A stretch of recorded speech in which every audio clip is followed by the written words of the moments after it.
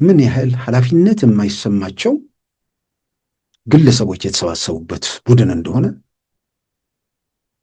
አንዱን ዘመነን ብቻ ምሳሌነት ወስዶ ህብረተሰቡ የሰጠው ምስክርነት ማየት ይቻላል። ወንጀለኞችን ከእስር ቤት የተፈቱ ወንጀለኞችን አብሮ የታሰሩትም ማለት ነው። እሱ በፖለቲካ ሲታሰር ሌሎች በሰው መግደል በምናምን የተሳሰሩ ወንጀለኞችን ሰብስቦ ለነሱ ኃላፊነት ሰጥቶ ክፍለ ጦር ነው ምናምን አመራር አድርጓቸዋል አለ።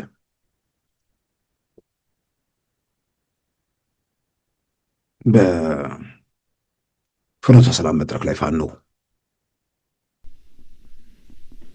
ሰው ገሎ ደፍሮ ዘርፎ የታሰረ 25 ዓመት 22 ዓመት 18 ዓመት በላይ የተወሰነበት 7 ዓመት እንዳጋጣሚ ሆኖ ከዘመነ ጋር ታስሮሳል ተገናኝተው ወጣው የዛ አመራር የክፍለ ጦር አመራር ይሆኑት እስር ቤት ስለተዋወቁ እኮ ነው።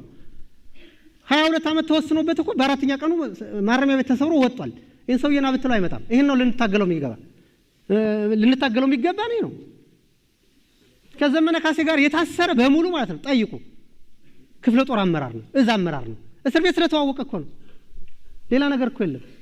እና ገድሎ የታሰረ ሰው ዛሬ ጫካው ነው መግደል እንዴ መስራው? ደፍሮ የታሰረ ሰው መድፈር ነው። ዘርፎ የታሰረ ሰው ዛሬ መዝረፍ ነው። ትውልድ ቦታው መራዊ በተባለው አካባቢ እዛ ደግሞ መድረክ ላይ መምህራኖቹን የጨፈጨፉት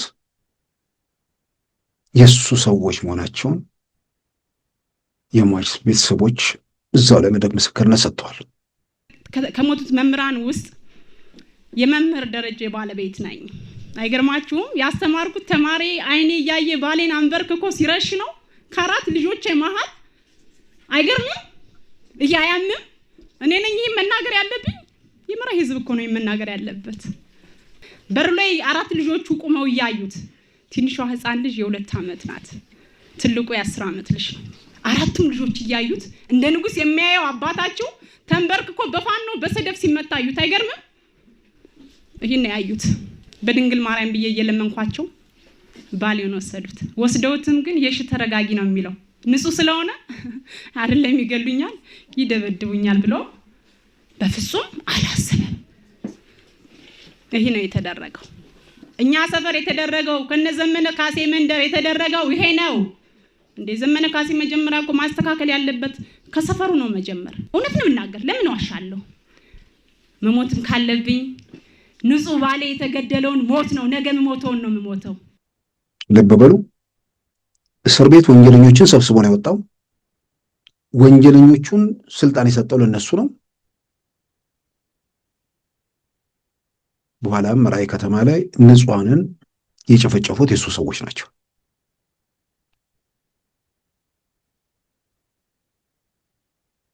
መጀመሪያ አካባቢ ስለዚህ ግለሰብ ወይ ደግሞ ስለሌሎቹ የነበረው አመለካከትና ዛሬ ላይ ነገሮች እየጠሩ ምን እያሉ ሲመጡ ያለው ነገር እያየን ነው። በመድረክ ላይ በቁጭት ከህወሓት ጋር መተባበርን የተቀደሰ ነገር አድርጎ መግለጫ ለማውጣት ሲሞክር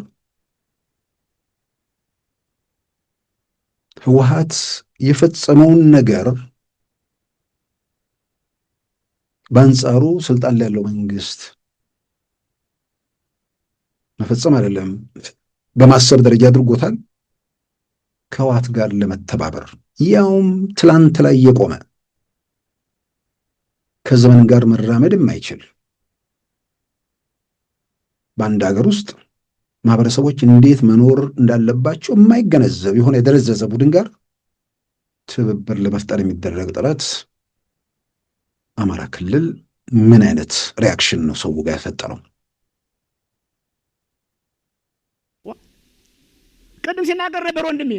እናት እንደ ቆዳ ተቃቅታ 3 ወር 9 ወር አርግዛ ከቅጠብሶ በልቷት 3 ዓመት አጥብታ እንዴት እናትገደል? እና ጽንፈኛ ሌባ ዘራፊ ቡድንን የኛ ይሄ እውን አማራ ነው። እውን አማራን ነፃነት የሚያስከብር ነው። እውን አማራን ጥቅም የሚያስከብር ነው። ይሄ ዘመነ ካሴ የት ነው ያለ?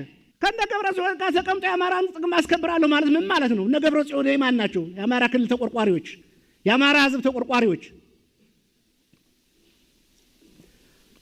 ህወሓት የሰራው ስራ አይደለም እኛ ቀርቶ ተኛ የሚወለደው ልጅ እነሱ የሰሩት ስራ ተጭንቅላት የሚፋቅ ስራ ነው የሰሩት። ከነሱ ጋር ሆኖ ደግሞ አማራ ሊያቀና